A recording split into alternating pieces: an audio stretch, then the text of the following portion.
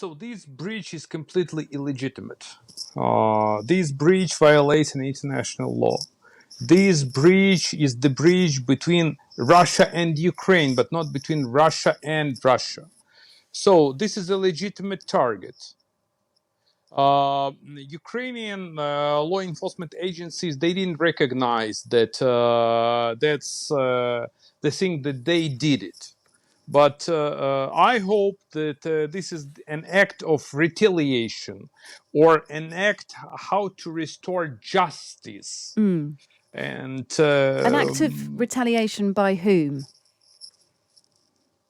well, look, I am not in the office of the prime minister.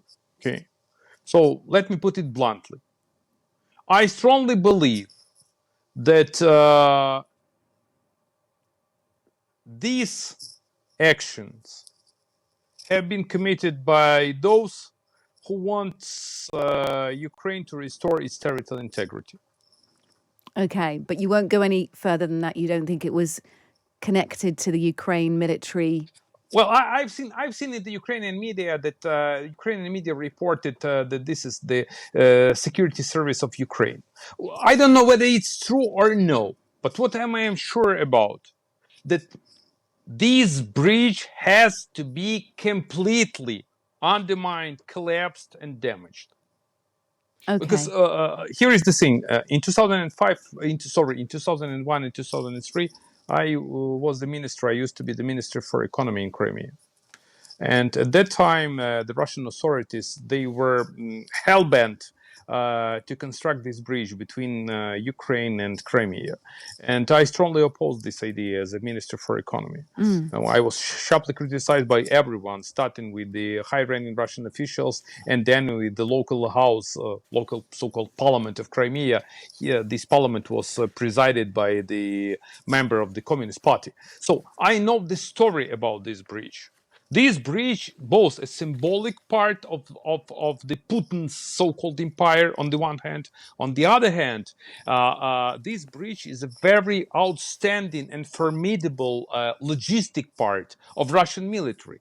This is the way how to deliver Russian weaponry to Crimea, how to deliver fuel, and how actually to beef up Russian forces in Crimea. Yeah. What do you think about the theory that actually, because the truck was registered in and driven from southern Russia, there is some speculation, isn't there, that this was an act of terror committed by anti-Kremlin activists in Russia? What do you make of that theory? Could be possible. I would be delighted if those who committed this kind of rightful, I would say, act of sabotage, they will do the same in Russia. I mean, in Moscow. Because look what is happening right now. Putin, as a war criminal, he launched and he waged just not dangerous, inhumane war against the Ukrainian people. And he is to bear the brunt for this. Yeah. And, but that would involve, potential loss of life. If you're saying that you would like to see instances of this within Russia. Could you elaborate when you said potential loss of life? Of whom? Of Ukrainians? Thousands of Ukrainians? Yes. Those who lost their lives? Yeah, but I suppose I'm saying that if you would like more acts of sabotage from within Russia, you are wanting this conflict. You are, casting the other stone, aren't you? Casting the stone back at Russia. Well, it's not Ukraine who waged the war. It is Russia and Putin and Russian people. They are responsible for this. Every single day they are killing Ukrainians. And I strongly believe that you've seen the reports. Just a few hours ago, they launched a number of missiles on the civilian targets in Ukraine. Every single minute, they kill innocent Ukrainians. So who is to bear the brunt? Who is to be responsible for this? Except Putin, his regime, and I want to be very clear, and Russian people who supported him.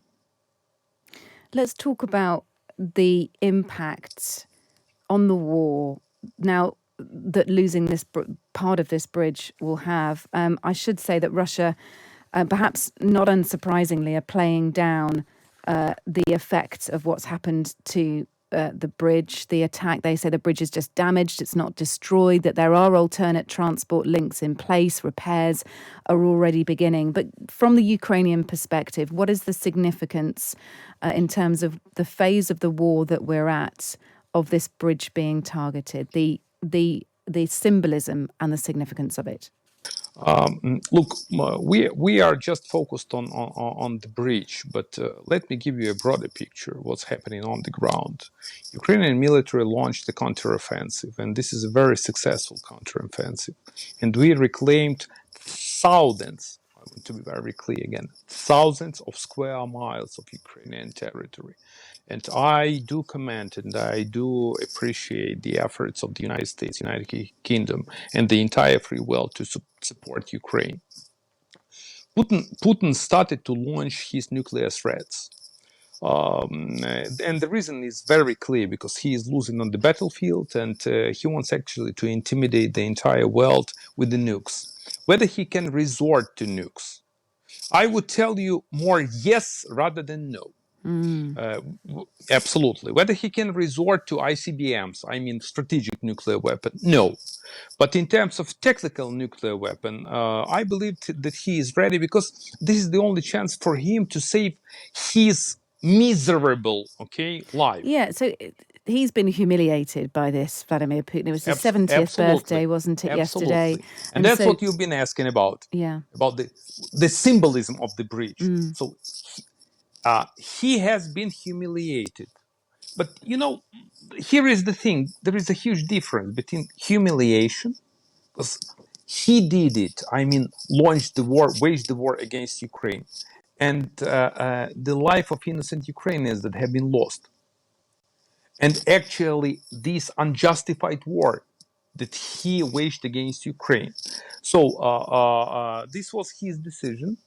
And he made, that's not even a historic mistake, that's even more. This is a disastrous action for him personally, and for Russia, and for the entire world. That's the reason why we have to prevail.